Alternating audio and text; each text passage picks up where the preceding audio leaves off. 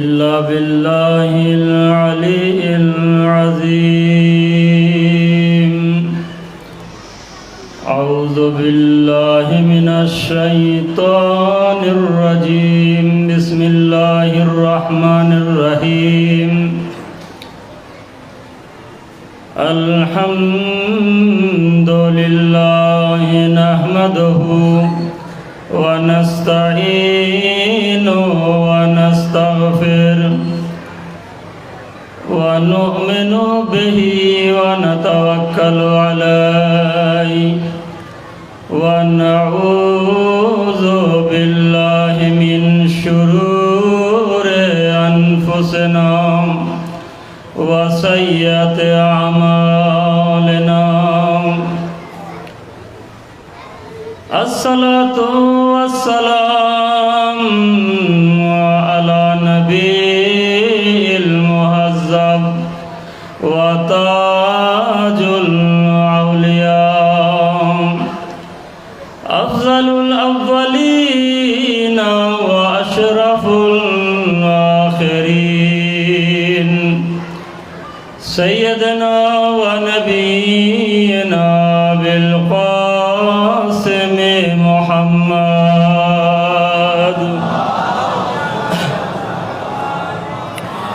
الصلاة والسلام على أهل بيت الطيبين الطاهرين سيما المخصوص بالولاية المنصوص بالوصايا علي بن أبي طالب وأولاده المعصومين. أما بعد فقد قال الله تعالى في القرآن المجيد والفرقان الحميد.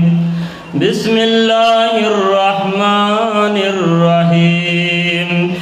ومن يتعدى حدود الله فأولئك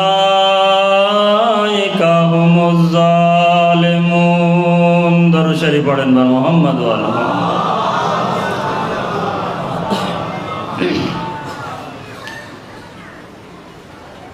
কোরআন মাজিদের সূরা বাকারা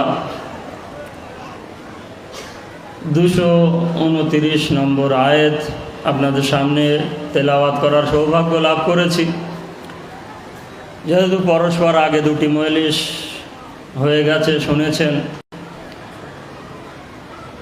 এবং কষ্ট করে নিজেদের মূল্যবান সময় দিয়ে বসে আছেন, এর মজুরি একমাত্র আল্লাহ আর তার প্রিয় হাবিব এবং তার পরিবারই দিতে পারবে। ছোট্ট আয়াত আপনাদের সামনে পড়েছি। যাদের এখানে আসার মতন খুব দ্রুত বেগে আসতে হবে, নাহলে পরে ওই ফাঁকা করতে করতে আসলে একটা অসুবিধা হয়ে যায়, মানুষ সব ওদিকে খেয়াল যায়। সামনে এখন অনেক জায়গা আছে, মাঝখানেও জায়গা আছে। এরপরে আর বাড়িতে বসে থাকা ঠিক হবে না, কিংবা এরপরে আর এদিক ওদিকে ঘোরাও ঠিক হবে না। যার কারণে এখানে এসে বসুন, যাতে দুটো কথা আমিও বলতে পারি, আপনারা শুনতে পারেন। তো আয়াতের মফহুম, আয়াতের মতলব, সহজ সরল অনুবাদ হচ্ছে এই যে ওমাই ইয়াতাআদ্দা হুদুদাল্লাহ, যে ব্যক্তি আল্লাহর হুদুদকে অর্থাৎ সীমাকে, বর্ডারকে লঙ্ঘন করে, যে ব্যক্তি অর্থাৎ যে হতে পারে, আমিও হতে পারি, আপনিও হতে পারেন। যদি কেউ আল্লাহর বর্ডারকে লঙ্ঘন করে, আল্লাহর আইনকে অমান্য করে, সীমা লঙ্ঘন করে, তাহলে ফাউলাইকা হুমুজ জালিমুন, এরাই হচ্ছে জালিম। দরুদ শরীফ পড়েন বা মুহাম্মদ ওয়া আলে মুহাম্মাদের উপরে। আয়াতের ভিতরে এসেছে হুদুদ আল্লাহ, আল্লাহর বর্ডার, আল্লাহর আইন। এই বর্ডার, আইন, এই আয়াত আপনাদের সামনে, সঙ্গে আরো একটি আয়াত সূরা নিসা 14 নম্বর আয়াত। সূরা নিসার 14 নম্বর আয়াতের ভিতরে আল্লাহ ইরশাদ করেছে, ওয়ামাই ইয়াসিল্লাহ, যদি কেউ গুনাহগার হয় আল্লাহর ক্ষেত্রে, অর্থাৎ আল্লাহকে অস্বীকার করে, এবং ওয়া রাসূলাহ, শুধু আল্লাহ না, আল্লাহর রসুলকেও যদি কেউ অস্বীকার করে, তাকে জাহান্নামে প্রবেশ করাবে, খালেদান, চিরস্থায়ীভাবে সেখানে থাকবে, ফিহা, সে জাহান্নামে, ওয়ালাহু আযাবুন মুহিন, এবং আল্লাহ তার জন্য খুবই অসম্মানীয় আযাব রেডি করে রেখেছে। দরুদ শরীফ পড়েন মুহাম্মদ ওয়া আলে মুহাম্মাদের উপরে। এবারে আসেন, এখানে নাম এসেছে প্রথম আল্লাহ, তারপরে এসেছে রসুল, দ্বিতীয় ধাপে এসেছে হুদুদ। এই হুদুদকে আমি একটুখানি বোঝাবো, তারপর ইনশাল্লাহ মজলিস শেষ করব। তবে হুদুদের বিষয়ে অনেক কিছু আছে, খুবই সংক্ষিপ্তভাবে আপনাদের কাছে, এবং এই আয়াতটাও আমি আমার জীবনেই প্রথম আপনাদের সামনে তুলে ধরেছি, আর চেষ্টাও করি প্রত্যেক মজলিসে আলাদা আলাদা আয়াতের উপরে আলোচনা করার। তো আল্লাহ প্রথম, দ্বিতীয় রসুল, তৃতীয় হুদুদ। এবারে আমাদেরকে খুঁজতে হবে ওই হুদুদকে। আল্লাহ তো হুদুদ, বর্ডার তৈরি করে রেখেছে, আমাদেরকে খুঁজতে হবে হুদুদটাকে। তো আমি প্রথম প্রশ্ন করব আপনাদের কাছে, যে আপনারা বলুন, প্রথম আল্লাহ তাআলার নাম আসে, তারপরে নাম কার আসে? রসুলের নাম, তারপরে কার নাম আসে? এটা এখনো আমরা খুঁজে পাচ্ছি না, অথচ আমরা জানি। তো যেটা জানি সেটাই বয়ান হবে। তো সে কে? সে আদম হতে পারে? আল্লাহ, রসুল, তারপরে কি আদম? আল্লাহ, রসুল, তারপরে কি নূহ? আল্লাহ, রসুল, তারপরে কারা আসে? ইব্রাহিম। আল্লাহ এবং রসুলের পরে কে আসতে পারে? মুসা। একটাও না। আপনারা মাথা নাড়িয়ে বলছেন একটাও না। তো আসতে পারে কে? আল্লাহ, রসুল, রসুলের পরে হুদুদ এখানে বয়ান হয়েছে। তো কে আসে? যে আসবে। এবারে আদমের নাম আমি নিয়েছি, দেখেন আদম, হযরতে আদমকে যদি আপনি নেন, তো আদমের বিষয়ে আমি বলছি, যখন আদমের খেলাফতের এলান আল্লাহ তাআলা উপরে করেছিল, এ তো আমাদের শোনাও আছে, যখন করেছিল তখন অভিযোগ কি ফেরেশতারা করেনি? অভিযোগ করেছিল। আর অভিযোগের আয়াত হচ্ছে এই যে আতাজআলু ফিহা মা ইউফসিদু ফিহা ওয়া ইয়াসফিকুদ দিমা ওয়া নাহনু নুসাব্বিহু বিহামদিকা ওয়া নুকাদ্দিসু লাক ক্বালা ইন্নী আ'লামু মা লা তা'লামুন। মফহুম হচ্ছে এই, আল্লাহ তাআলার সামনে তারা অভিযোগ করলো যে আপনি কাকে খলিফা বানাচ্ছেন?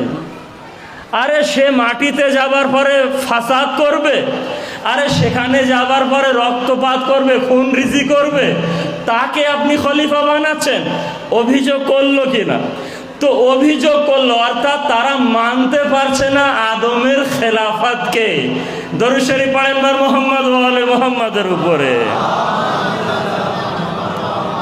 এবারে আসেন, এই হাল আপনাদের সামনে আস্তে আস্তে পরিষ্কার হবে। পয়গম্বর ইসলাম বসে আছেন মদিনায়। পয়গম্বর ইসলাম জামাতের সামনে কথা বলতে বলতে মেরাজের কথা আসলো, এবং বয়ান করতে করতে বললেন, মা মারারতু বিমালাইল আলা মিন মালায়েকা। আমাকে যখন মেরাজে নিয়ে যাওয়া হয়েছিল, আমি যে আকাশগুলো পাড়ি দিতে দিতে আল্লাহর নিকটে পৌঁছেছিলাম, আর এর ভিতরে যত মালায়েকা বিভিন্ন আকাশে বিভিন্ন পর্দায়, আল্লাহর আরশে, আল্লাহর বাইতুল মামুরে, আল্লাহর কুরসিতে, কলমের দায়িত্ব যারা ছিল, সকলের সামনে দিয়ে যখন আমাকে নিয়ে যাচ্ছে, তখন এমন কোনো ফেরেশতা ছিল না যে তারা আমাকে কথা বললে হান্না উনি, হে রসুল মোবারকবাদ, ইয়া রসুল তাব মোবারকবাদ, ইয়া রসুল মোবারকবাদ। রসুলে কথা বললেন কিসের মোবারক, এত খুশি কেন তোমাদের চেহারায়? বললেন যখন থেকে এই উপরে আলীর খেলাফতের এলান করা হয়েছে, আমরা এত আনন্দিত, এত আনন্দিত যে আজ আমাদের চেহারা আপনি এভাবেই দেখছেন। দরুদ শরীফ পড়েন মার মোহাম্মদ ও আলে মোহাম্মদের উপরে। পার্থক্য বুঝে নিতে পেরেছেন তো? আদমের খেলাফতে অভিযোগ জানাচ্ছে ফেরেশতারা, আর আলীর খেলাফতে খুশি আর খুশি। আচ্ছা, কে হতে পারে হুদুদ? আল্লাহ, আল্লাহ রসুল, তারপরে হুদুদ। কে ওই হুদুদ? আমি বললাম হয়তো আদম হতে পারে, তার ব্যাখ্যা আমি হালকা করে দিয়ে দিলাম। আচ্ছা, হয়তো আমি ভাবছি কিংবা আপনারা ভাবছো হযরতে নূহ নবী ওই হুদুদ হতে পারে, যে আল্লাহ রসুল হযরতে নূহ হতে পারে। কিন্তু দেখেন পার্থক্য। নূহ নবীর বিষয়ে বললেন ইন্নাহু কানা আবদান শাকুর। নূহ নবী একজন শুকরগুজার বান্দা ছিলেন। নূহ নবী একজন শুকরগুজার বান্দা ছিলেন। কিন্তু যখন আহলে বায়তের কথা আসলো, তখন বললেন যে ইন্না হাযা কানা লাকুম জাযান ওয়া কানা সাইয়ুকুম মাশকুরা। শুনেছেন ঘটনা, ওই যে ইমামে হাসান হোসেন রোজা ছিলেন, মান্নত করেছিলেন এবং 3 দিন যে ইফতারের সময় রুটি দিয়েছিলেন, আল্লাহ তার পরিবর্তে যে আয়াতগুলো নাজিল করেছিলেন, সে আয়াতের ভিতরে একটা আয়াত এই যে এই আহলে বায়ত, আমি আল্লাহ তোমাদেরকে শুকরিয়া আদায় করছি। একদিকে নূহ আল্লাহর শুকরগুজার বান্দা, আর এদিকে আহলে বায়ত এবং আলী, তাদেরকে আল্লাহ নিজেই শুকরিয়া আদায় করছে। আলীর খালিক, আলী মখলুক, আল্লাহ খালিক, অর্থাৎ আলীর যে সৃষ্টি করেছে, খালিক মখলুকের শুকরিয়া আদায় করছে। দরুদ শরীফ পড়েন বার মোহাম্মদ ও আলে মোহাম্মদের উপরে। আচ্ছা ভাই, ইব্রাহিম হতে পারে, আয়াতের ব্যাখ্যাই তো এই, ইব্রাহিম হয়তো হতে পারে। হুদুদ, আল্লাহর বর্ডার, আল্লাহর আইন, হয়তো ইব্রাহিম হতে পারে। আসেন ইব্রাহিমের বিষয়ে একটু কথা বলি। হযরতে ইব্রাহিম আর ইসমাইল 2 বাপ বেটা মিলে যখন কাবা ঘর সম্পূর্ণ করে নিলেন, তখন আল্লাহর আওয়াজ আসলো ওয়াজ্জিন ফিন্নাস, ইব্রাহিম চলে যাও কাবা ঘরের ছাদের উপরে এবং আজ্জিন, আজান দাও। ইয়া আল্লাহ, আজান দেবো আমি কাদের জন্য? বিন্নাস, মানব জাতিদের জন্য। কোথায় কাবা মক্কা, আর কোথায় মানুষেরা ছিটিয়ে ছুটিয়ে আছে পৃথিবীর বুকে? মানব জাতিদের জন্য, বিল হজ্জে, হজের জন্য। ইব্রাহিম আজান দাও। মাবুদ, আমি আজান দেবো এই কাবা ঘরে ছাদের উপরে? আমার আওয়াজ পৌঁছাবে পৃথিবীর কোণে কোণে? আল্লাহর আওয়াজ আসলে ইব্রাহিম, আজান দেওয়ার দায়িত্ব তোমার, পৌঁছানোর দায়িত্ব আমার। ইব্রাহিম চড়লেন কাবা ঘরের ছাদের উপরে। আল্লাহু আকবার, এটা আমি বলছি। আজান অর্থাৎ দাওয়াত দেওয়া, তো আজান অর্থাৎ দাওয়াত দেওয়া, ঘোষণা করা। ইব্রাহিম দাওয়াত দিতে শুরু করলেন, ইয়া আইয়ুহান নাস আলাইকুমুল হজ, তোমাদের উপরে হজের দাওয়াত দেওয়া হচ্ছে। এই আওয়াজ ওখান থেকে দিলেন। আল্লাহর কুদরতের মাধ্যমে কায়নাতের কোনায় কোনায় আওয়াজ পৌঁছে গেল। রেওয়ায়তের ভিতরে কালই আমি পড়ছিলাম, এও আছে তাফসিরে নমুনায়, আপনি দেখে পেয়ে যাবেন। তাফসিরে নমুনায় বলছে, যখন ইব্রাহিম আজান দিতে শুরু করলো, শুধু যারা পৃথিবীর বুকে এসেছিল তারা না, যারা মায়েদের গর্ভে ছিল তারাও শুনতে পেয়েছিল। শুধু মায়েদের গর্বে না, যারা বাবাদের নসলে ছিল রক্ত, তারাও এই আওয়াজ শুনতে পেয়েছিল কিয়ামত পর্যন্ত। আর ইব্রাহিমের ডাকে যারা বলেছিল লাব্বাইক লাব্বাইক, তারাই কিন্তু হজে যেতে পারবে। দরুদ শরীফ পড়েন বার মুহাম্মদ ওয়া আলে মুহাম্মাদের উপরে। হযরত আলীকে যখন জিজ্ঞাসা করা হয়েছিল মেম্বারে কুফায়, যখন উনি বসেছিলেন, যে আলী, এই যে আজানের কথা আসলো এবং আরো আয়াত একটা দুটো পড়বো, এই আজান কাকে? তো হযরত আলী ইবনে আবি তালিব বললেন, আনা ওয়াল্লাহ যালিকাল আজান, যে আজান ইব্রাহিম দিয়েছিল, আল্লাহর শপথ নিয়ে বলছি, সেই আজান আমি আলী। দরুদ শরীফ পড়েন বার মুহাম্মদ ওয়া আলে মুহাম্মাদের উপরে। এবারে বলেন, আজান বড় না মুয়াজ্জিন বড়? ভাই, আলীর মারেফাত তো অর্জন করতে হবে। আজান বড় না মুয়াজ্জিন বড়? উত্তর কিন্তু আপনারা দেবেন, আপনাদের কাছে কিছু নিতে চাই। বলেন, আজান বড় না মুয়াজ্জিন বড়? হয় জানেন না ওই কারণে বলছেন না, জানেন হয়তো বলছেন না ইচ্ছাকৃতভাবে। ভাই, টাইম হাতিতে এক মিনিট লস হয়ে যেতে পারে। যাই হোক, আমি বলছি আজান বড়, মুয়াজ্জিন ছোট হয়। এখানে অধম আর উত্তমের পার্থক্য বুঝে নিলেন? দরুদ শরীফ পড়েন বার মুহাম্মদ ওয়া আলে মুহাম্মাদের উপরে। আসেন, খুব ব্যাখ্যা না দিয়ে শোনেন আয়াত। ওয়া নাদা আসহাবুল জান্নাহ আসহাবান নার, জাহান্নামের সাহাবীরা, জান্নাতের সাহাবীরা জাহান্নামের সাহাবীদেরকে বলল, ও ভাই সকল জাহান্নামের সাহাবীরা, আনকাদ ওয়াজাদনা মা ওয়াদানা রাব্বুনা হাক্কান, আমরা আল্লাহর দেওয়া হক, আল্লাহর দেওয়া ওয়াদা হক পেয়েছি। আজ আমরা আল্লাহর দেওয়া যে হক, পৃথিবীর বুকে ওলামারা মাওলানারা ওই রাসূল পয়গম্বর বলতো, আজ আমরা পেয়েছি, সেটা হক ভাবে পেয়েছি। ফাহাল ওয়াজাদতুম, তোমরাও কি সেটা পেয়েছো? তোমরাও কি সেই ওয়াদা সত্যিকারের পেয়েছো?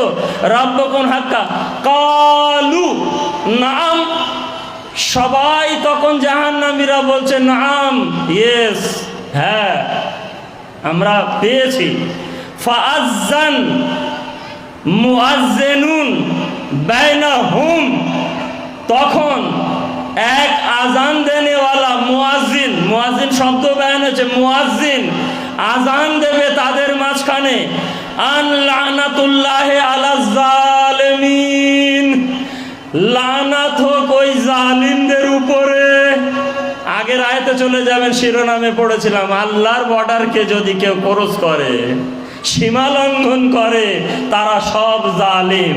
আর এখানে প্রমাণ হয়ে গেল আয়াতের মাধ্যমে, সূরা আরাফের 44 নম্বর আয়াতে, যে এক মুয়াজ্জিন আজান দিয়ে বলবে, আল্লাহর লানাত হোক তোমাদের উপরে। এবং হযরতে আলী ইবনে আবি তালিব এখানেও বললে, আল্লাহর শপথ, যে আলীর জান ওই মাহবুদের হাতে, সেই মাহবুদের শপথ নিয়ে বলছি, ওখানে যে জাহান্নাম আর জান্নাতের মাঝখানে যে আজান দেবে, যে মুয়াজ্জিন হবে, এই আলী ইবনে আবি তালিব। দরুদ শরীফ পড়েন বার মুহাম্মদ ওয়া আলে মুহাম্মাদের উপরে। কারণটা তুলে ধরেছে এখানে। ইমাম আলী ইবনে আবি তালিব বলেন, আলা লানাতুল্লাহ, লানাত হোক আল্লাহর, আল্লাযিনা কাযযাবু, যারা আমাকে মিথ্যা অপবাদ দিয়েছে, বেলায়েতি, আমার বেলায়েতকে অস্বীকার করেছে, ওয়াস্তাখাফু বিহাক্কি, আমার হককে কমজোর মনে করেছে।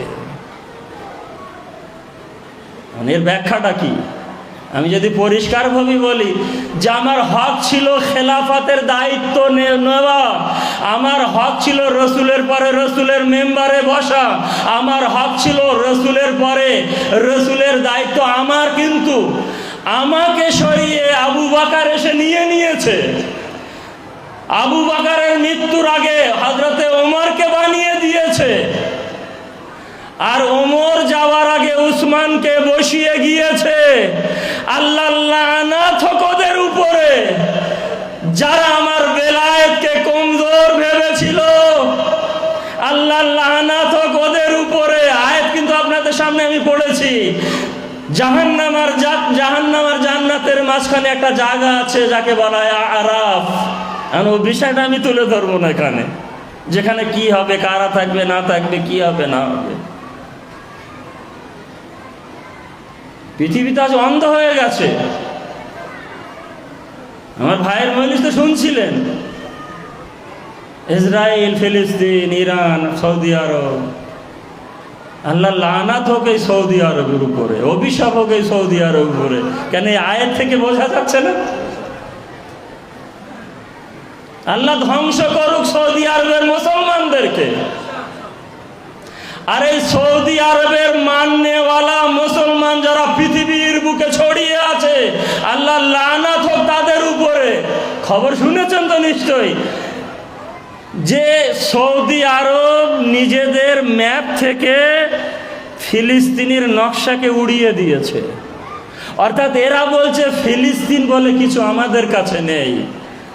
এখান থেকে 60 বছর আগে ইরান যেটা করেছিল, যে ইসরায়েল বলতে আমাদের কাছে কোনো সরকার নেই। আর ইরানের ম্যাপে আপনি দেখবেন তো এই হিংসাটা কার উপরে করছে সৌদি আরব। আর এই মুসলমান যে মাসিয়ার মজলিসে পড়েছিলাম উত্তরপাড়ায়, এই মুসলমান নিজের মায়ের গলায় ছুরি চালাচ্ছে। লানাত হোক, হযরত আলী ইবনে আবি তালিব লানাত দিচ্ছে। দরুদ শরীফ পড়েন বার মুহাম্মদ ওয়া আলে মুহাম্মাদের উপরে। ভাই শোনেন, কথা হচ্ছে এই উপরের কথা। একটু উপরে চলেন। যখন আমরা কেউ আসিনি, উপরে মেরাজে গেলেন, কথা হচ্ছে আল্লাহর সঙ্গে, নিজের হাবিবের সঙ্গে। এখন কথা হতে হতে পয়গম্বর ইসলামকে বললেন, আমার হাবিব, আলী শিয়াদের আমি খুব পছন্দ করি, আপনাদের জন্য আলীর শিয়াদেরকে আমি খুব পছন্দ করি, আমার খুব ভালো লাগে। রাসূলের কথা বলেন, ইয়া আল্লাহ, তাই? আল্লাহর আওয়াজ আসলো, হাবিব আমার, তুমি কি চাও আলীর শিয়াদের আওয়াজ শুনতে? কে চায় না বলেন?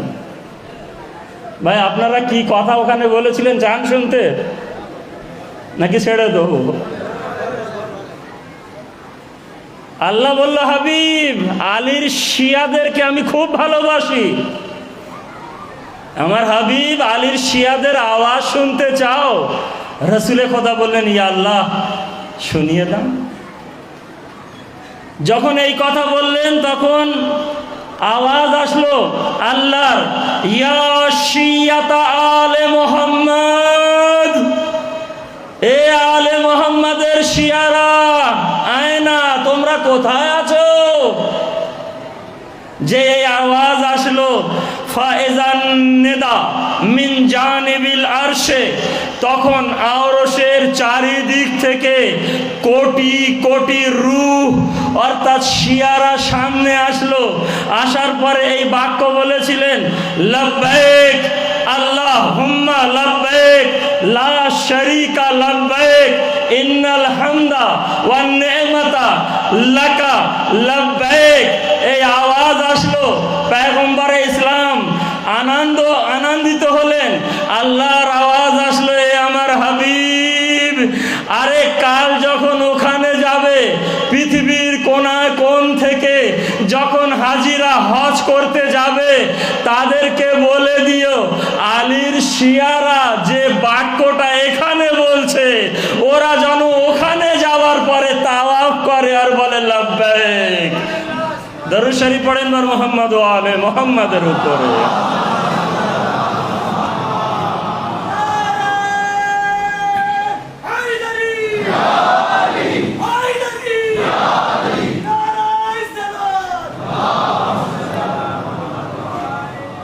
একটা দুটো লাইন পড়ি, অনেক বড় রেওয়ায়েত। আপনি এই রেওয়ায়েতটা কানজুদ দাকায়েকে পেয়ে যাবেন। আমার কোনো মাওলানা ভাইরাও যদি দেখেন, উনি অনেক কিছু পাবে। আমি বলছি না যে সন্দেহজনক, এখানে দেখলে আপনারা অনেক মতলব পাবেন। মানে খুব ভালো কানজুদ দাকায়েক, এই তাফসির দেখলে আপনারা এগুলো পেয়ে যাবেন। কেন ওই ঠিকানাগুলো দিলেও অনেকেই ওখানে যেতে পারে, দেখতে পারে, অনেক মতলব ওখানে। তো আল্লাহর আওয়াজ আসলো, মোহাম্মদ, আলীর শিয়ারা যে বাক্যগুলো এখানে বলছে, হজের হাজিরা যখন তাওয়াফ করবে এই বাক্যগুলো যেন ওখানে বলে। কোথায় যাবেন? আল্লাহর আওয়াজ আসলো, ইয়া শিয়াতা আলে মোহাম্মদ ইন্নী আনাল্লাহ, এই আলে মোহাম্মদের শিয়ারা, আমি আল্লাহ। উজিবাতকুম কাবলা আন তাদউনি, তোমাদের ডাকার আগে তোমাদের ডাকে আমি সাড়া দিয়েছি। ওয়া আতাইতুকুম কাবলা আন তাসআলুনি, তোমাদের চাওয়ার আগে আমি তোমাদেরকে দান করে দিয়েছি। ওয়া গাফারতু লাকুম কাবলা আন তাস্তাগফিরুনি, তোমাদের ক্ষমা চাওয়ার আগে আমি তোমাদেরকে ক্ষমা করে দিয়েছি। দরুদ শরীফ পড়েন বার মুহাম্মদ ওয়া আলে মুহাম্মাদের উপর। মান আতা মিনকুম, তোমাদের ভিতর থেকে যদি কেউ বেলায়েতে আলে মোহাম্মদ ও আলে মোহাম্মদের বেলায়েত নিয়ে আসে, আসকান্তহু জান্নাতি ও বেরাহমাতি, তাহলে তার স্থান জান্নাত হবে, আমার রহমত তাদের উপরে বর্ষণ হবে। আরো একবার দরুদ শরীফ পড়েন বার মুহাম্মদ ও আলে মোহাম্মদের উপরে। ভাই চ্যাপ্টারটা অনেকটা লম্বা, আমাকে বলা হয়েছে ফাজিলাত একটু কম, একটু মাসায়েল, কিন্তু এখনও তো হজরতে মুসা, হজরতে ঈসা সব বাকি আছে। যাই হোক, আমি সব কিছু ছেড়ে দিয়ে হজরতে মুসা নবীর বিষয়ে সামান্য আছে ইশারা করব, যে হজরতে মুসা কি আল্লাহর হুদুদ, যেটা এখানে বয়ান হয়েছে। আল্লাহ রসুলের পরে হুদুদ, বর্ডার কে, কার নাম আসে? খোঁজো। মুসলমানেরা খুঁজতে চায় না, খুঁজবে কি করে? নেই তো। আর তার দোষটা কার ঘাড়ে জানেন? হজরত ওমরের ঘাড়ে। হজরত ওমরের ঘাড়ে সব পাপ ওনার হবে। কেন? 100 বছর এই হাদিস লেখা বন্ধ করেছিল কেন? পাবে না তো কিছু। 100 বছর হাদিস লেখা বন্ধ করেছিল, সর্বনাশ না? শুধু আল্লাহর দৃষ্টি আমাদের উপরে ছিল, আল্লাহর নজর আমাদের উপরে ছিল। আলীর মতন মাওলা আমাদেরকে দান করেছে, রসুলের মতন পয়গম্বর আল্লাহ দান করেছে, ইমামদের মতন ইমাম আমাদেরকে দান করেছিল, যে তাদের মাধ্যমে আমার কাছে অনেক পৌঁছে গেছে আমাদের কাছে। দরুদ শরীফ পড়েন বার মুহাম্মদ ও আলে মুহাম্মাদের উপর।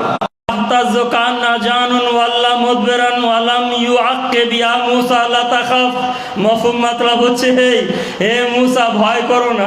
মুসা, তোমার হাতে যে লাঠিটা আছে ফেলে দাও। ফেলে দেওয়ার পরে সাপ তৈরি হয়েছিল, তো মুসা পালাতে শুরু করলো। লাম ইউআককে, পিছনের দিকেও তাকায়নি সাপ দেখে। তো মুসা সাপ দেখে পালিয়ে গেল। আল্লাহর আওয়াজ আছে, লা তাকা, ভয় করো না। কিন্তু এদিকে আলী হালনায় শুয়ে আছে, অজাগর সাপ আসছে, ছোট্ট বাচ্চা আলী অজাগরকে 2 টুকরো করে ফেলে দিল। দরুদ শরীফ পড়েন বার মুহাম্মদ ও আলে মুহাম্মাদের উপরে।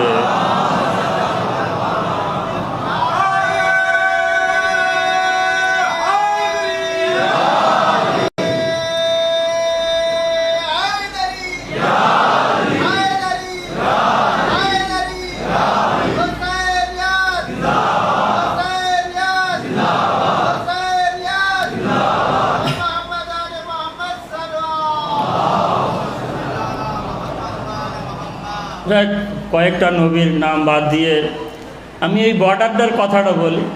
সাদিকে আলে মোহাম্মদ, আলে মোহাম্মদের সাদিক অর্থাৎ সত্যবাদী ইমামে জাফর সাদিকের কাছে যখন জিজ্ঞাসা করা হয়েছিল, এই ইমামে জাফর সাদিক, আল্লাহর হুদুদ কে? আল্লাহর হুদুদ, বর্ডার কে? যে আল্লাহ আর আল্লাহর রসুলের পরের যে বর্ডারের কথা বলে, এই বর্ডারটা কে? তখন বললেন কালা, ইমামে জাফর সাদিক বললেন, নাহনু হুদুদুল্লাহ, আমরাই হচ্ছে আল্লাহর হুদুদ, আমরাই হচ্ছে আল্লাহর বর্ডার, আমরাই হচ্ছে আল্লাহর নিয়ম। আমাদের যে পার করে চলে যাবে, আমাদের যে ডিঙিয়ে চলে যাবে, আমাদের এই আইনকে যে লঙ্ঘন করবে, তারাই হচ্ছে জালিম, আর এই জালিমদের ঠিকানা হবে জাহান্নাম। দরুদ শরীফ পড়েন বার মুহাম্মদ ওয়া আলে মুহাম্মাদের উপরে। ভাই, মেম্বারে কুফা সালুনি সালুনি যে দাওয়া করেছিল, এলান করত, সেই আলী মেম্বারে বসে আছে, এরকম লোক ভর্তি। এখন কথা বলতে বলতে বললেন, আমি ছিলাম যে নূহ নবীর কাশতিকে নেজাত দিয়েছিলাম, আমি ছিলাম যখন ইউসুফের ভাইয়েরা ইউসুফকে ফেলেছিল কুয়ার ভিতরে, এখনো 7টা ইট নিচে যায়নি, আমার হাতে নিয়েছিলাম ইউসুফকে। এখন এভাবে বলছে, বলতে বলতে যখন ওই মাঝখান থেকে একজন হাত তুলে বলছে, আলী এত বড় কথা। ওয়াজহুল্লাহর চেহারা লাল হয়ে গেল, আর ওয়াজহুল্লাহর চেহারা যখন লাল হয়ে গেল, তখন হযরতে আলী মেম্বার থেকে বললেন, উকসু, ওঠ এই কুকুর। এই কুকুরটা আমার ভাষা। কেন? দেখেন, আপনারা বাড়িতে যখন বিড়াল আসে, কি নিশ্চয়ই কোনো না একটা শব্দ দিয়ে আপনারা তাড়ান, তো বিভিন্ন দেশে বিভিন্ন। তো বিড়াল আসলে কি করেন? এটা যেমন বলেন। কুকুর আসলে কি বলেন? আমি বলবো না, এখন একটু আপনারা বলেন, কুকুর আসলে কি করে তাড়ান? হেই হেই, তাই তো? হেই হেই। এই এক্সট্রা শব্দটা যদি আপনি বাংলায় আনেন, ওর পুরো ব্যাখ্যাটা তো এই কুকুর, অর্থাৎ ওই যে হেই হেই মানে এই কুকুর। হযরতে আলী যেই বললেন, এই কুকুর ওঠ, এখান থেকে বার হ, ব্যাস বলা মাত্র শরীর থেকে পুরো কাপড় নিচে চলে গেল, হাওয়ায় উঠলো মসজিদে, আর সঙ্গে সঙ্গে কুকুর। এখন কুকুরকে মসজিদে আপনারা থাকতে দেবেন? কেউ মসজিদে থাকতে দেওয়া যাবে না। এখন কুকুরকে সমস্ত মসজিদের লোকেরা সবাই বলছে হেই হেই হেই, সব তাড়িয়ে দিয়েছে। এখন কুকুর বাইরে দৌড়াচ্ছে, পিছনে পিছনে পুরো জমাত। এখন কুকুর মসজিদের বাইরে যাবার পরে খুব পাড়ায় পাড়ায় যাচ্ছে। আর এটাও দেখেছেন, কিছু কুকুরের দল আছে এই পাড়ার ওই গ্রামের। এখন নতুন কুকুর আসলে কি করে? এখন এই নতুন কুকুর যেদিকে যায়, যে পাড়ায় যায়, অন্য কুকুরেরা দল বেঁধে এসে কেউ কান ছিঁড়ে নিচ্ছে, কেউ পা ছিঁড়ে নিচ্ছে, যার মতন। এখন যাবে তো কোথায় যাবে?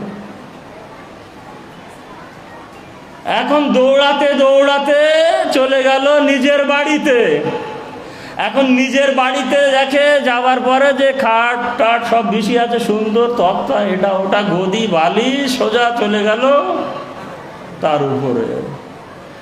এখন ওর স্ত্রী ছিল বাইরে, ও এসে দেখে, ই বাবা, ই কুকুর আমার বিছানায়, বাবা এখানে তো আমার স্বামীর জায়গা, কুকুর। এখন ওর স্ত্রী লাঠি নিয়ে ওখান থেকে মারতে মারতে, হে দূর দূর হ দূর হ দূর হ করতে করতে কি করলো, বাইরে।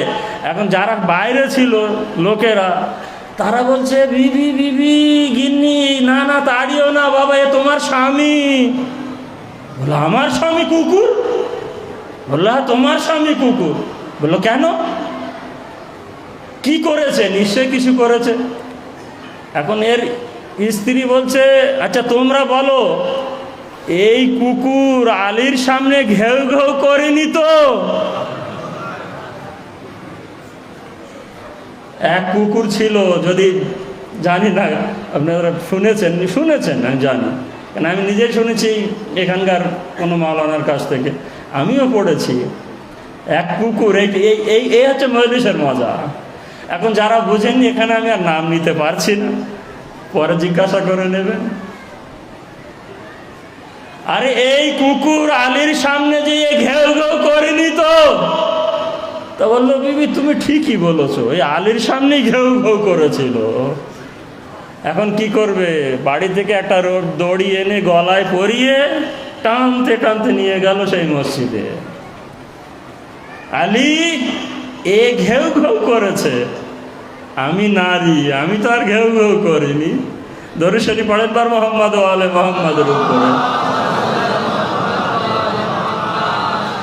যাক, এর পিছনে ঘটনা ওই পর্যন্তই থাক, এখনো শেষ হয়নি। কথা হচ্ছে এই যতটা আমরা শুনলাম, আলী আর আলীর সামনে যদি কেউ ঘেউ ঘেউ করে তাহলে সে কুকুরই হবে।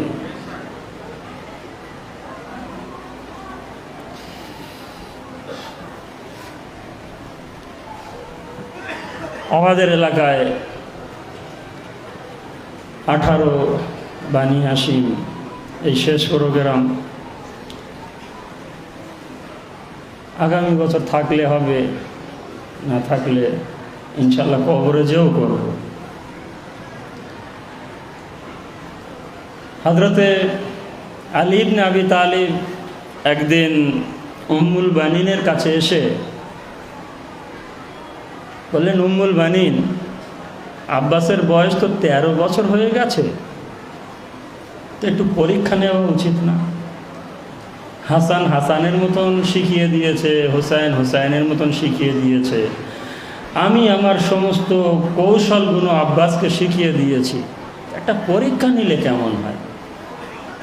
উম্মুল বানিন বললেন, মাওলা অবশ্যই, আপনার সন্তান, আমি পরীক্ষা নিয়ে নেন। ইমামে আলী ইবনে আবি তালিব বললেন, আব্বাস আব্বাস, দৌড়ে চলে আসলেন, 13 বছর বয়স, এভাবে হাত রেখে মাথা নিচে করে। মা শিক্ষা দিয়েছে না? বলেন, আব্বাস তোমার পরীক্ষা নেব। বাবা পরীক্ষা নেবে? বললো, হ্যাঁ। তুমি কিভাবে শিখলে, কতটা মুখস্থ আছে, কতটা নেই? ঠিক আছে। তো বললো, দেখো মদিনার বাইরে অন্য একটি বাগান আছে, ফলের বাগান, যাও ওই বাগান পাহারা দাও,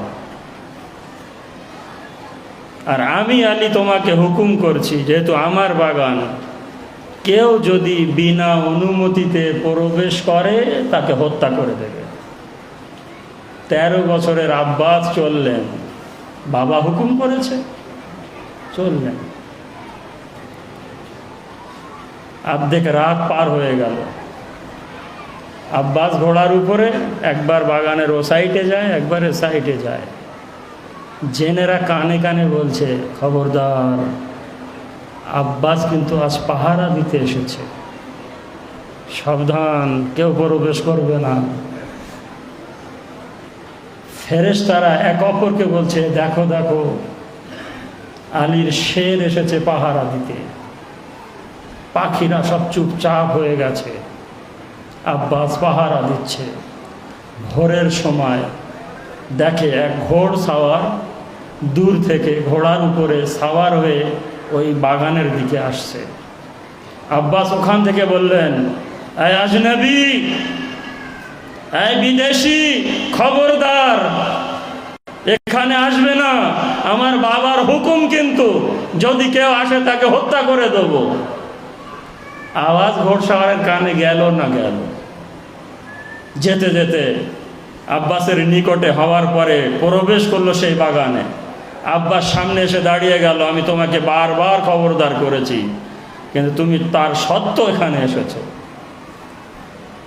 একবার তলোয়ার বার করলো, আর এই ঘোড় সাওয়ারও তলোয়ার বার করলো। এক অপর সঙ্গে রেওয়ায়তে বলছে যে আব্বাস, 13 বছরের আব্বাস এত সুন্দরভাবে তলোয়ার চালাচ্ছে, আর ওদিকে ঘোড় সাওয়ার চালাচ্ছে, যে যেমন তারা খসে পড়ে তখন আগুন বার হচ্ছে। তলোয়ার এক অপরের উপর হামলা করতে করতে একবার তলোয়ার একজনের নিচে চলে যায়, ও তোলে, এ তোলে একবার, ও তোলে একবার। হযরতে সেই আব্বাসের বাজুতে একটা দাগ এসে গেল। যে দাগ এসে গেল, হযরতে আব্বাস বসে পড়লেন সেই বাগানে, কাঁদতে শুরু করলেন। কেন কাঁদছেন? আমার বাবা বলেছিল তোমাকে পরীক্ষা নেব। আমি বাড়িতে যেয়ে বাবাকে মুখ দেখাবো কি করে? আমি বাড়িতে যেয়ে বাবার সামনে যাব কি করে? মাথা তুলে দেখে সেই ঘোড়সাওয়ার সেখানে আর নেই। সকাল হয়ে গেল, কাঁদছে। উম্মুল বানিন যেহেতু জানতো যে আমার আব্বাসের পরীক্ষা নেওয়া হবে, খুঁজতে খুঁজতে যে আমার আব্বাস কেন এখনো আসেনি, আমার আব্বাস কেন আসেনি, যে দেখে সে বাগানে আব্বাস দুই হাঁটুর মাঝখানে মাথা দিয়ে ডুবরে ডুবরে কাঁদছে। আব্বাস বেটা ওঠো, আব্বাস তোমার মা উম্মুল বানিন আমি এসেছি, ওঠো আব্বাস। মা আমি কি করে মুখ দেখাবো আপনাকে? মা আমি বাড়িতে যাওয়ার পরে আমার বাবা আলীকে মুখ দেখাবো কি করে? বললো আব্বাস চলো বাড়িতে চলো। বাড়িতে যাওয়ার পরে ইমামে আলী ইবনে আবি তালিব দাঁড়িয়ে আছে। একবার কাঁদতে কাঁদতে বাবার সামনে গেল আর বলল, বাবা আমি পারলাম না আপনার কথা রাখতে। বললো কি হয়েছে? বললো একজন বাগানে প্রবেশ করেছিল, কিন্তু সে আমাকে আঘাত করে চলে গেছে। যখন খুব কাঁদছে আব্বাস, 13 বছর, কি খুব কাঁদছে, তখন ইমামে আলী আব্বাসকে বুকিয়ে জড়ে ধরে বলছে,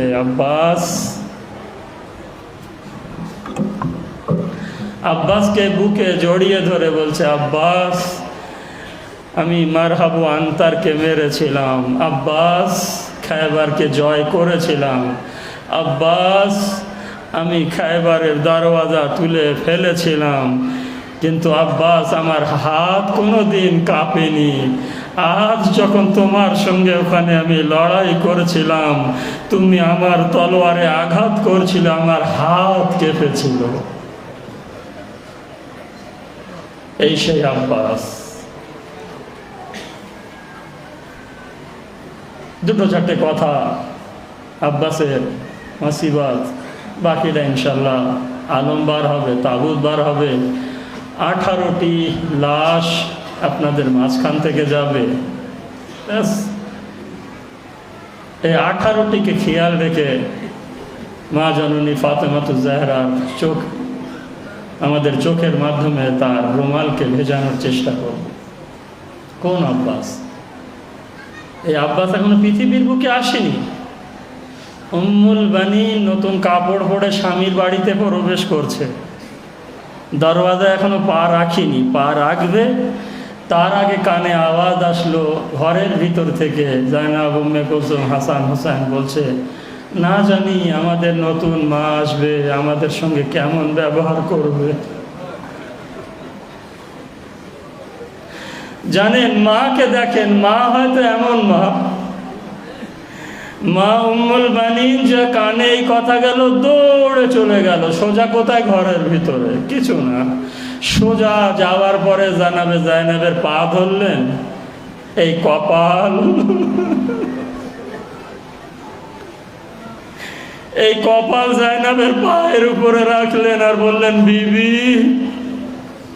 কোনদিন এই কথা বলো না, আমি এই বাড়িতে এসেছি তোমাদের মা হয়ে আসেনি, দাসী হয়ে এসেছি। বিবি এই দাসী তোমার পায়ের উপরে মাথা রেখে আজ ওয়াদা করছে এমন এক সন্তান পৃথিবীর বুকে আমি জন্ম দেব, যে বাচ্চার এই নজর চোখের দৃষ্টি তোমার পায়ের দিকে থাকবে, মাথায় পড়বে না। আজরকুম আল্লাহ, জানি না পৌঁছে যেতে পেরেছেন কিনা।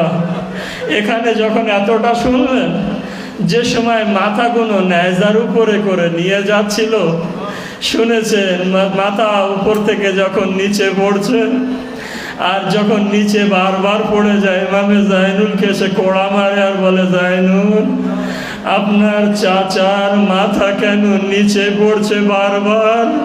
জাইনুল আবদিন কাঁদতে কাঁদতে একটা কথা বলেছিল, এ শিমির, আরে মা তাকে শিখিয়েছিল যে কোনদিন জাইনাবের মুখের দিকে যেন নজর না করিস। আজ ওই নাইজার উপর থেকে চোখের দৃষ্টি বলছে জাইনাবের মাথার উপরে। আর এই কারণেই আজ নিজের মাথাকে নিচে ফেলে দিয়ে বলছে, এ বিবি জাইনাব। আল্লাহর রহমত হোক আপনাদের আওয়াজের উপরে। আমি মাইক ম্যানকে বলবো, কি এদেরকে বলবো লাইট একটু জ্বালিয়ে দাও, পরে বোঝাবে আমি যখন বলবো। আমি আজাদারদের চেহারাও দেখতে চাই, আর আজাদারদের চেহারাও আমাকে দেখুক।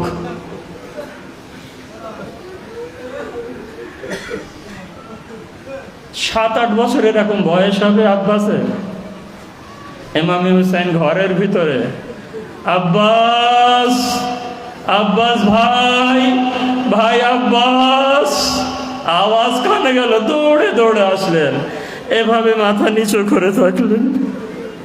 হুসাইন কি বলেছিলেন, এই বাক্যগুলোই শুধু কলেজা ফাটিয়ে দেয়। হুসাইন আব্বাসের দিকে ফিরে বলল, ভাই আব্বাস, আজ আমি ডেকেছি, কত তাড়াতাড়ি আমার কাছে পৌঁছে গেছো। একদিন এক সময় আসবে আমি ডাকবো, ভাই আব্বাস, সেদিন তুমি আসবে না।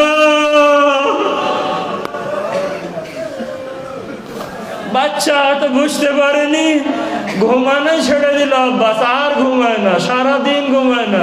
ব্যাস হুসাইন যেখানে তাকে আশেপাশে করে, কি মনে করে, ওই যে মাওলা বলেছে না, আমি এমন একদিন ডাকবো সেদিনে তুই আমার ডাকে সাড়া দিবি না। ওই পাশে পাশে করে, হয়তো আমার মাওলা ডাকবে আর আমি কোথায় থাকবো, উত্তর দিতে পারবো না। সব সময় পাশে পাশে করে। কয়েক সপ্তাহ হয়ে গেল, চোখ লাল হয়ে গেছে, হালকা হয়ে গেছে আব্বাস। একদিন উম্মে কুলসুম জাইনাবের কাছে এসে বলছে, বিবি আব্বাস মনে হয় আর বাঁচবে না।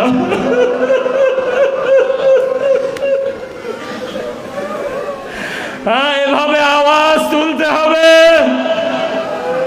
আমাদের আওয়াজকে আল্লাহ পছন্দ করে, আগে বলেছি।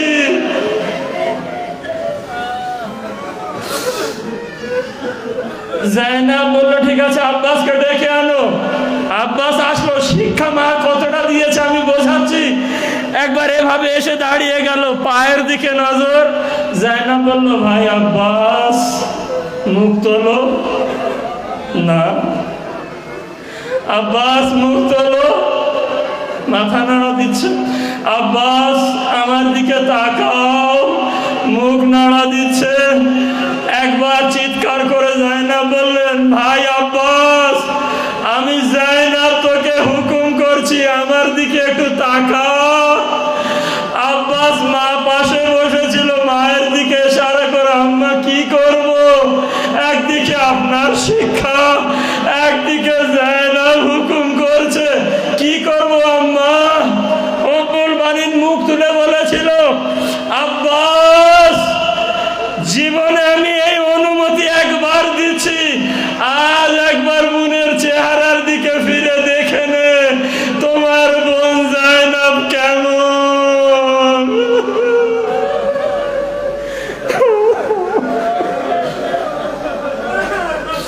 ব্যাস আব্বাসের মারফত হয়ে গেল, সোজা চলে যায় 10ই মুহররম, একের পরে এক চলে যাচ্ছে। বায়না করছে, কি করে আমি হুসাইনের কাছ থেকে, মাওলার কাছ থেকে অনুমতি নেব। জানেন কি বায়না করলো?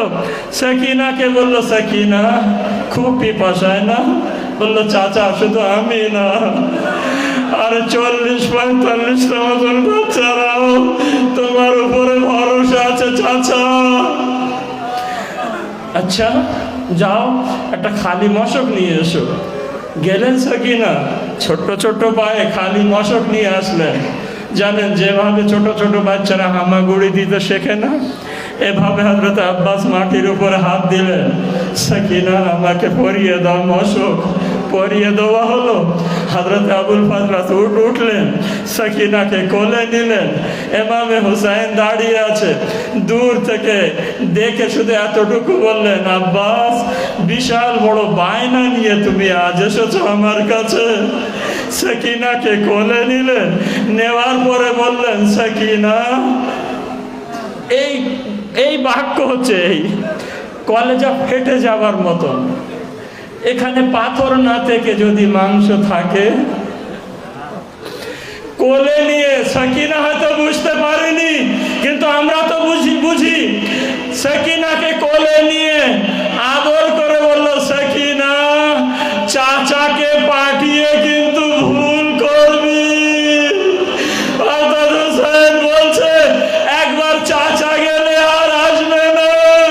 চাচা চলে গেলেন, আর চাচা রইলেন ফুরাতের ধারে, সাকিনা রয়ে গেলেন স্বামীর জিন্দানে। চাচা গেলেন ঘোড়ার উপরে সওয়ার, নদীতে নামলেন ফুরাতে।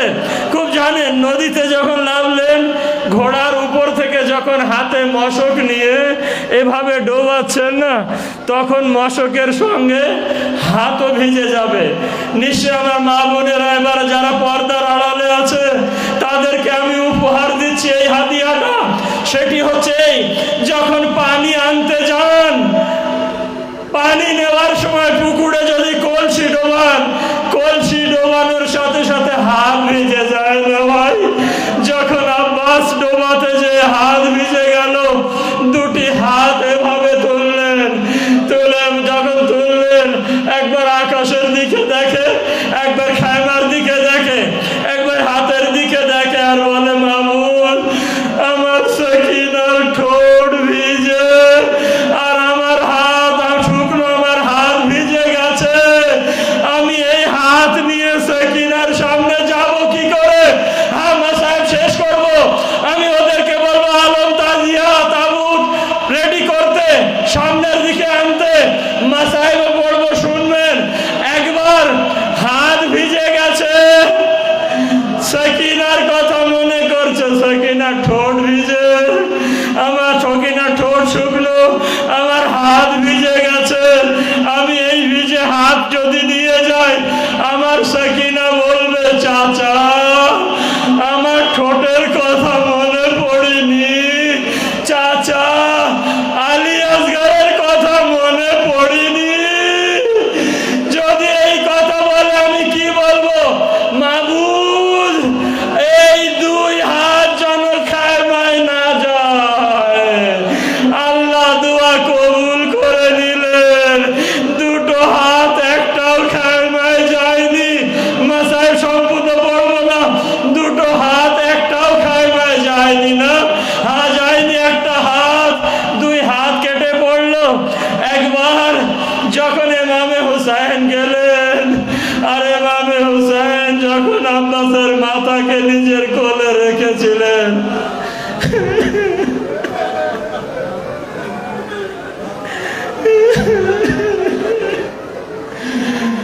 ওই পিছনে যারা আছে, দাঁড়িয়ে আছে, তাদেরকে বলবো, যখন দাঁড়িয়ে আছে ওখান থেকে, মা সাহেব শোনো, আর একটু ফাতেমা তো জাহরাকে সান্ত্বনা দাও। 18 বানি হাসিমের তাবুত বার হবে না। শেষ মা সাহেব আব্বাসের পড়ছি। যখন পৌঁছে গেলেন, অনেক ওসিয়াত করেছিলেন, কিন্তু একটা কি বলেছিলেন জানেন? বলল, মাওলা আমি যাওয়ার আগে আমার সাজ্জাদের ইমামতকে গ্রহণ করলাম, কবুল করলাম। আমি যাওয়ার আগে গ্রহণ করে মাওলা সাজ্জাদকে একটু বলে দেবে, সবার মৃত্যুর পরে যখন সাজ্জাদ মুজিজার মাধ্যমে এসে কবর বানাবে, আর কবরে নাম লিখে দেবে, কোন কবরে রাখবে, এই কবরটি আলী আসগরের কবর, এই কবরটি আলী আকবরের কবর, এই কবরটি কাসিমের কবর। মাওলা যখন আমার জাইনুল আবেদিন আমার কবর বানানোর পরে নাম লিখবে, আমার নাম যেন না রেখে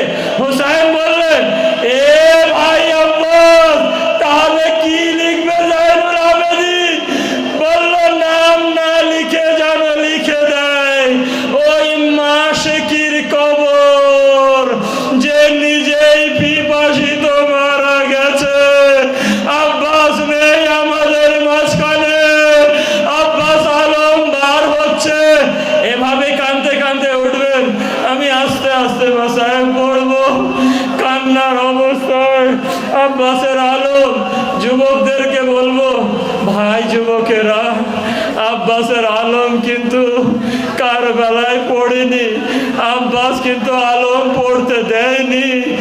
আজ আমরা এই মাসিয়া গ্রাম থেকে আব্বাসের আলম চুম্বন নবর বলবো, আব্বাস আর এই মাসিয়া গ্রামে এসেছি, আমরা তোমার আলমকে ছুঁয়ে বলছি, তোমার আলম আমাদের শরীরে হাত থাকতে কোনদিন পড়তে দেব না। আব্বাসের আলম আপনাদের সামনে বার হতো, হ্যাঁ পরস্পর আলম বার হবে।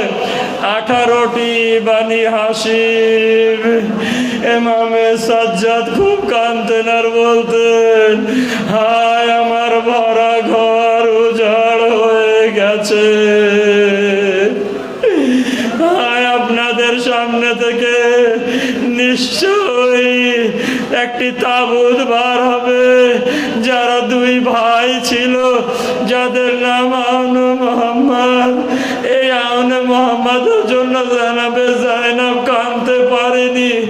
এই আউনে মোহাম্মদের জন্য জায়নাব কখন কেঁদেছিলেন, কারবালায় কাঁদতে পারেনি। হ্যাঁ, এভাবে আওয়াজ আর আওয়াজ দিতে দিতে কানবেন আর তাবুতকে সালাম নেবেন। জীবন আর কতদিন আছে ভাই? এই জীবনটাই আমাদের, পুরো জীবনটাই তো মোহাম্মদ আলে মোহাম্মদের জন্য আমরা হাদিয়া করে দিয়েছি। হ্যাঁ, ওই দুই ভাইয়ের জন্য কখন কেঁদেছিলেন জানেন? আমার মা বোনেরা পর্দার আড়ালে আছে, নিশ্চয় জিয়ারাত করছে আর কাঁদছে।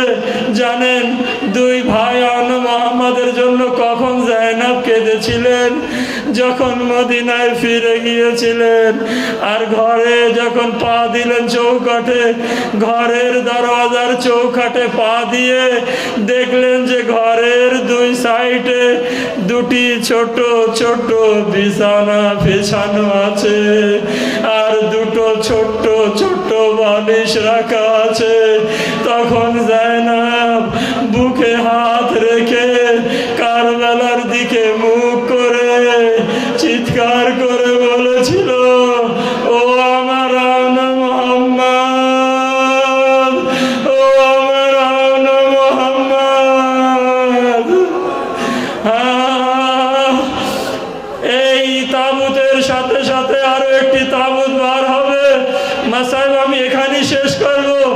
যার নাম আলী আসগর, যার দোলনা হাতে বার হবে। আর এই আলী আসগরের দোলনা কিবা ছোট্ট তাবুত যখন ছুবেন, একবার মা বোনদের সামনে থেকেও বার হবে। আমি দেখেছি, আপনারাও সকলেই দেখেছেন। বিশেষ করে আমরা যখন হুগলি পড়তাম, কলকাতায় দেখেছি হিন্দু মহিলারা, ছোট ছোট বাচ্চারা, এই দিদিরা আসার পরে যখন আলী আসগরের তাবুত যেত, তারা তাবুতে দুধ ঢেলে দিত, ঘোড়ার পায়ে দুধ ঢেলে দিত। জিজ্ঞাসা করলে তারা বলতো, তোমরা দুধ কেন দিচ্ছ? জানেন কি বলতো? এ আজাদারো, তারা বলতো, আমরা শুনেছি আমাদের বাবা হুসাইনের একটি 6 মাসের বাচ্চা ছিল, সে নাকি দুধ পায়নি, তার বুকের দুধ শুকিয়ে গিয়েছিল। আমরা সেই বাবা হুসাইনের জন্য দুধ নিয়ে এসেছি।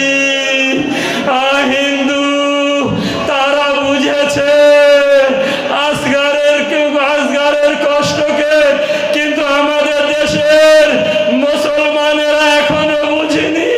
কেন বুঝবে? তারা আওলাদ হচ্ছে ইয়াজিদি আওলাদ।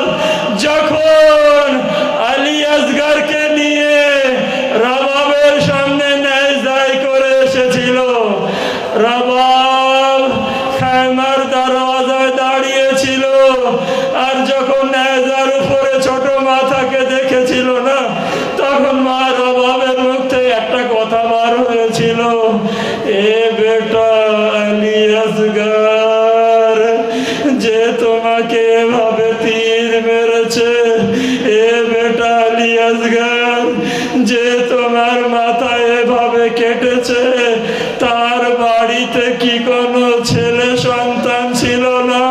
তার বাড়িতে কি কোনো বাচ্চা ছিল না? এ আলী আসগর এই কথাটুকু বলেছিলেন। আর নবাব খাইমার দরওয়াজার উপরে বেহুশ হয়ে পড়ে গিয়েছিলেন। ইয়া হুসেন, ভাই বাইরে আগে যে যেখানে বসে আছেন, ইয়া হুসেন, ইয়া হুসেন, গরিব হুসেনের তাবু, চার লাশ 3 দিন ভুক ও পিপাসায় কারবালার মরুভূমিতে পড়েছিল। হায় গরিব হুসেন, হায় মজলুম হুসেন, হায় হুসেন, ওয়া হুসেন। ইন্না লিল্লাহি ওয়া ইন্না ইলাইহি রাজিউন।